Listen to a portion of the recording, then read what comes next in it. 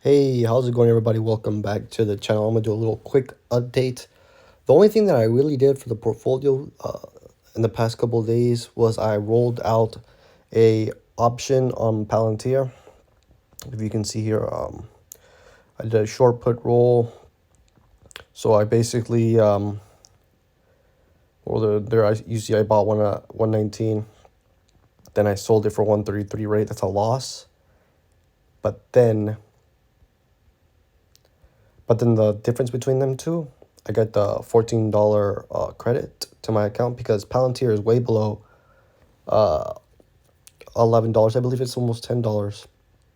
And it expired today, so I didn't want to actually let the option expire and then me having to purchase 100 shares of Palantir at $11 and it being under $10 would I really wouldn't want that to happen. So what I did, I just rolled out my position to a further date, collected a little small credit to let Palantir have more time to slowly get back above $11. If not, then I'm gonna continue to roll out Palantir, and even eventually, I believe Palantir will get above $11, and then I can just let that option expire so I can keep the premium.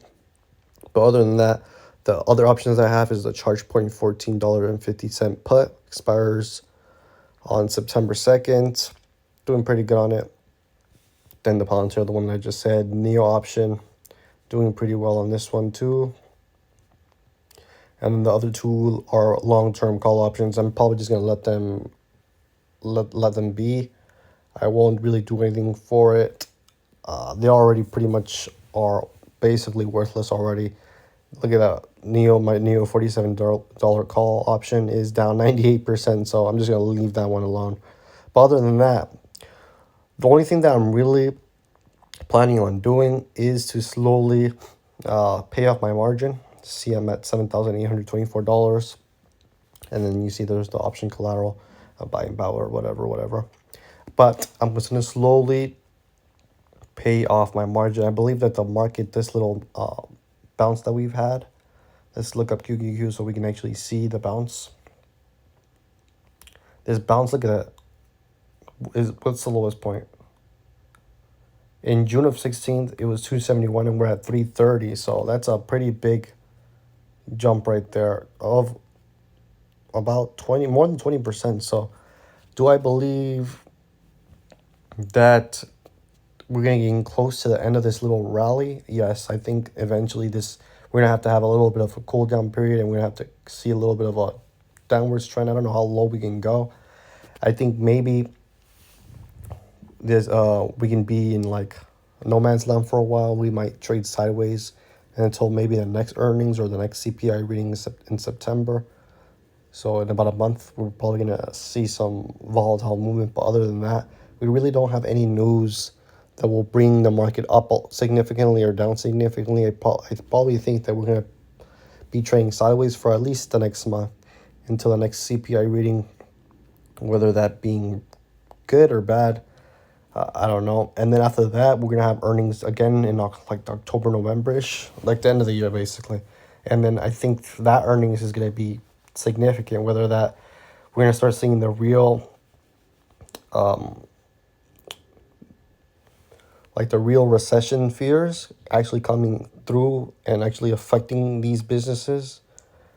And maybe it does. Maybe this recession is gonna start affecting the businesses, right? With the interest rates keeping increasing higher and higher, it's gonna be harder for people to buy things.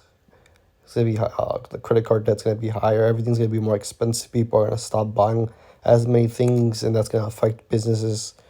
So bottom line, top line, revenue, everything, they're gonna be affected, and then boom, with that being affected, they're probably gonna increase unemployment, and then boom, that's gonna be a huge snowball that's gonna continue to get bigger and bigger. We might see a way bigger recession, maybe at next year. We might, or maybe we won't. So what I'm planning on doing is I'm just gonna stack my cash up, maybe slowly buy some things, not be super aggressive in buying. since the market has increased 20% since its lowest point. But even then, there's some stocks that are still at a pretty decent buy. You just really need to look at it and assess whether or not it's a good buy for you. And for me, I'm just gonna slowly buy into things, stack my cash up. So if I deposit, say if I deposit $500, I'll probably just buy like $200 or $300 worth of stock, and keep the other $200 in cash to pay off my margin. That's gonna be my plan. Let me know what you guys are doing. Are you guys still buying the market? Or are you guys taking in cash? Let me know what you guys are doing down in the comments. I'll see you guys in the next one. Peace.